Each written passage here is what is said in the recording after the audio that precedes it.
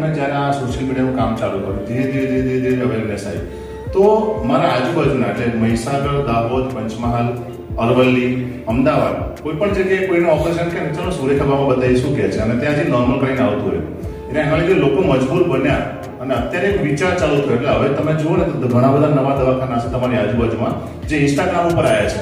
એ બદલાવ સુરેખાબા હોસ્પિટલથી આવ્યો છે. 5 માળનું દવાખાનું બનાવ્યું છે. ત્યારે મારી પર લોકો હસતા, મારા ગામના ડોક્ટર પણ હસતા અને મિત્રો પણ હસતા કે આટલું મોટું સુવાનું દવાખાનું ના હોય, 10 ખાટલાનું હોય, 15 ખાટલાનું, તારું વિઝન શું છે? આ બધા બેડ પેક હોય છે. અને આપણા ગાંધીનગરમાં છે કે કોઈ દિલ્હી બોમ્બે હોઈએ તો કે આદિવાસી વિસ્તારમાં છે કે તો કે આદિવાસી કેવું પણ આખા ગુજરાતમાં કદાચ વિકાસમાં કોઈ પાયામાં હોય તો કોઈ આદિવાસી છે.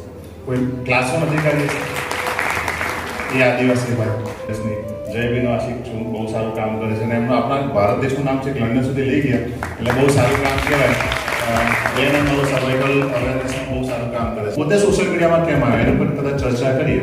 ડૉક્ટરની કોઈ પણ વાત થાય એટલે એક જ વાત આવે, ડૉક્ટરની બેદરકારીથી મૃત્યુ થઈ ગયું કોઈ પણ જગ્યાએ. ઇન્જેક્શન આપ્યું અને દર્દી મરી ગયું, આમ કરીને મારી નાખ્યું, ડૉક્ટરે મારી નાખ્યું. આ જ નેગેટિવ જ હોય. કોઈ પણ જગ્યાએ જોઈએ તો નેગેટિવ નેગેટિવ નેગેટિવ નેગેટિવ. સવારે જોઈને જો ઇન્સ્ટાગ્રામ ભૂલથી બોલી નાખ્યું એટલે કે આ અહીંયા સુગવડની બેન મરી ગઈ, અહીંયા આગળ ઓપરેશનમાં કાતર બોલી ગયા, એટલે બધું નેગેટિવ હતું.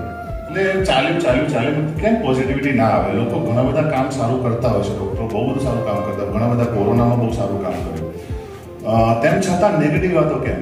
પણ ડૉક્ટરો કેવા હોય છે, ડૉક્ટરના કામમાંથી સવારે 9 વાગે કામ કરે ને સાંજે 6 વાગે ને પછી 6 વાગે ઘરે જઈને કદાચ ઘરે જાય કે ના જાય તો એની એ પ્રક્રિયા ચાલુ એટલે એની સારી વાતો ક્યાં જાય. મને થયું કે ચલો પોઝિટિવિટી ધીરે ધીરે ચાલુ કર્યું. પોતાનો ફોન લગભગ 10 વખત આવ્યો છે, ત્યાં પણ લડતી નથી એટલે મારું જેનું પણ દવાખાનું હોય ને દવાખાનાનું ત્રિજ્યા હોય કામ કરવાની. જે 3 ટાયર સિટીમાં દાખલા તરીકે ઝાયડસ હોસ્પિટલ છે અમદાવાદમાં કે સ્ટર્લિંગમાં ત્રિજ્યા 200 કિલોમીટરની હોય. પરંતુ જ્યારે આ સોશિયલ મીડિયા અવેરનેસ કે નોર્મલીનો વ્યાપ વધવાનો ચાલુ કર્યો તો અમે 500 કિલોમીટર દૂર એટલે મુંબઈથી પેશન્ટ આવ્યો અને ડિલિવરી કરાઈ ગયું, દિલ્હીથી પેશન્ટ મારી પાસે આવ્યું, નોર્મલ ડિલિવરી કરાઈ ગયું, આસામથી પેશન્ટ મારી પાસે આવ્યું, નોર્મલ ડિલિવરી કરાઈ ગયું. કાલે મોરબીનું પેશન્ટ 400 કિલોમીટર ટ્રાવેલ કરીને આવ્યું અને એ રાતે મને કહ્યું મોરબીથી આટલા દૂર થાય છે 1000 કિલોમીટર તો બી આવું તો મારે ઓપરેશન નથી કરવું. નિયમિત પણ 600 કિલોમીટર થાય, માંડવી આપણા સંતરામપુરથી 600 કિલોમીટર થાય.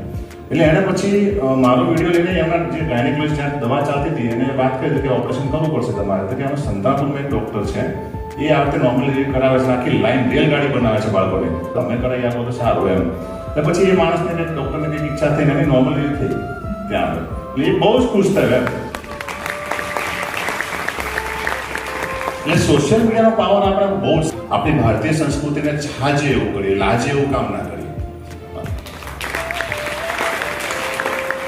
ભારત દેશ છે એની સંસ્કૃતિ બહુ જ જૂની છે. આપણે અત્યારે જે નવી વાતોમાં આવી ગઈ, નવી વાતો કરતાં ઘણી બધી સંસ્કૃતિ છે અને આપણે સંજ્ઞા સાથે જોડાવ તો ઘણી બધી વાતો જાણવા પણ મળે કે આપણો એવરેજ ભારતીય 3 થી 4 કલાક 24 કલાકમાંથી મોબાઈલ ઉપર વેડફે છે.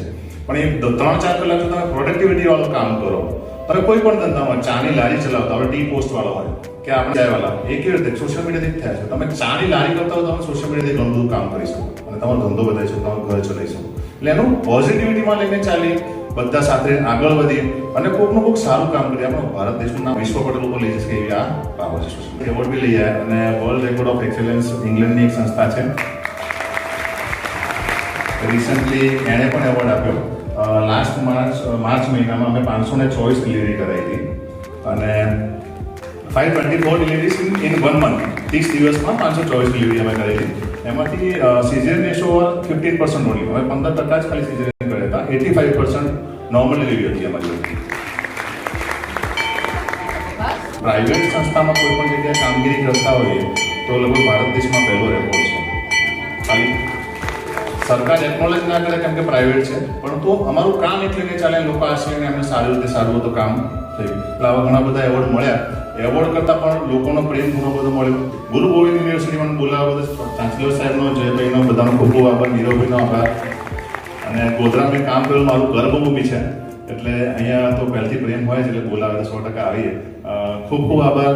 જય જોહાર, જય આદિવાસી સાથે અને જય માતાજી સાથે આપ સૌને વિનંતી, ખૂબ ખૂબ આભાર. જય માતાજી.